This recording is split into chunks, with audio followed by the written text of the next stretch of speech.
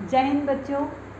आज हम परिसंचरण तंत्र के तीसरे घटक रक्त के बारे में पढ़ने जा रहे हैं। रक्त प्लाज्मा और रक्त कोशिकाएं दो चीज़ों से मिलकर बना होता है। जो प्लाज्मा होता है वो कह सकते हैं आप थोड़ा रंगहीन सा है, बिल्कुल हल्का येलोइश यानी हल्का पीला रंग लिया हुआ पदार्थ होता है, जिसके अंदर बहुत सारी एंटीबॉडीज़ होती हैं, विटामिन्स होते हैं, लवण होते हैं और प्रोटीन पाए जाते हैं। एंजाइम्स भी उसके अंदर होते हैं। और दूसरा इसका जो पार्ट है वो है रक्त कोशिकाएं। ये कोशिकाएं जो हैं लाल रक्त कोशिकाएं, श्वेत रक्त कोशिकाएं और प्लेटलेट्स।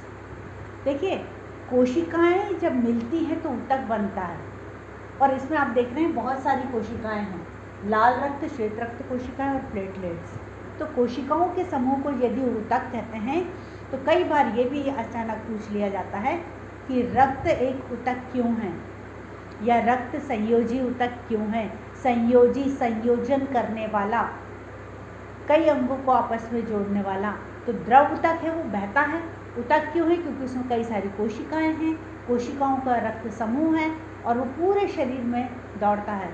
इसीलिए रक्त को द्रव संयोजी ऊतक या तरल संयोजी ऊतक भी कहते हैं। तो जो तीनों भाग हैं इनके बारे में अगर हम सोचें तो जो लाल रक्त कोशिकाएं होती हैं उनका रंग लाल होता है।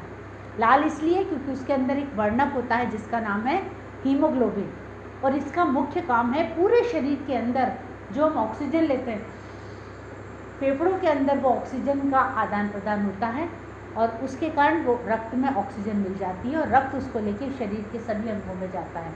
और साथ ले जाने वाला कौन है? हीमोग्लोबिन। हीमोग्लोबिन और ऑक्सीजन के मिलने से दोनों के साथ में वो दौड़ते हुए शरीर की सब कोशिकाओं में पहुंचते हैं। दूसरी जो कोशिकाएं होती हैं वो हैं श्वेत रक्त कोशिकाएं। जब किसी चीज़, कोई रोगाणु हमारे शरीर में प्रवेश करते हैं तो बीमार पड़ने से पहले हमारा शरीर एक बार ज़रूर कोशिश करता है कि हमारे शरीर में उसका संक्रमण ना हो, और ये काम करती हैं हमारी श्वेत रक्त कोशिकाएं। और श्वेत रक्त कोशिकाओं को इसलिए सिपाही कोशिका या रक्षक कोशिका भी कहा जाता है। और जो प्लेटलेट्स होती हैं ये तो मानव जीवन के लिए वरदान है। यदि किसी व्यक्ति का एक्सीडेंट हो जाए और उसके शरीर से रक्त बहता जाए, भले उसे चोट कम लगी है लेकिन अतिरिक्त रक्त अगर बह जाए तो उसकी मृत्यु हो जाती है।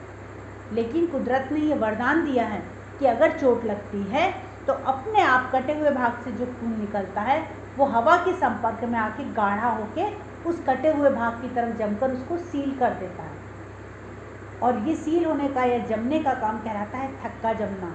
और ये होता है तीसरी प्रकार की कोशिकाएं प्लेटलेट्स के कारण। तो प्लेटलेट्स के कारण रक्त का थक्का बन जाता है और अतिरिक्त रक्त बहने से आदमी की मृत्यु होने से वो बच जाता है। ये एक तरीके से जीवन रक्षक का काम करता है। तो ये हैं रक्त के घटक। आइए अब हम इसका एक विजुअल देख लेते हैं। रक्त के घटकों के बारे में जानते हैं।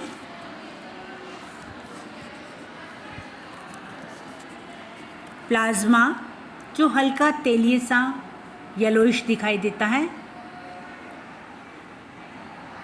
ये प्लाज्मा है। मैक्सिमम भाग रक्त का प्लाज्मा से बना होता है। फिर होते हैं इसमें जल, लवण के अतिरिक्त लाल रक्त कणिकाएं, साथ में श्वेत रक्त कणिकाएं,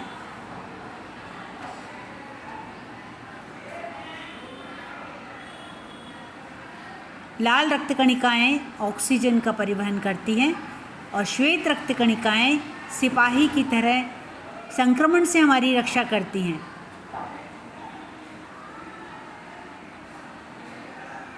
प्लेटलेट्स जो होती हैं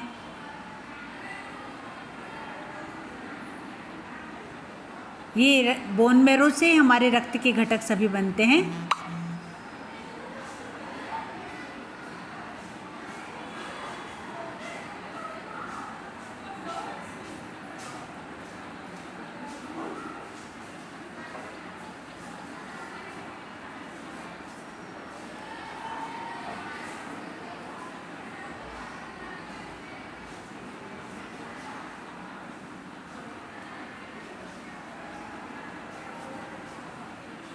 यदि चोट लग जाती है और रक्त बहने लगता है तब प्लेटलेट्स उस कटे हुए भाग के और चारों तरफ इकट्ठा होकर एक थक्का बना लेते हैं और रक्त को बहने से रोकते हैं।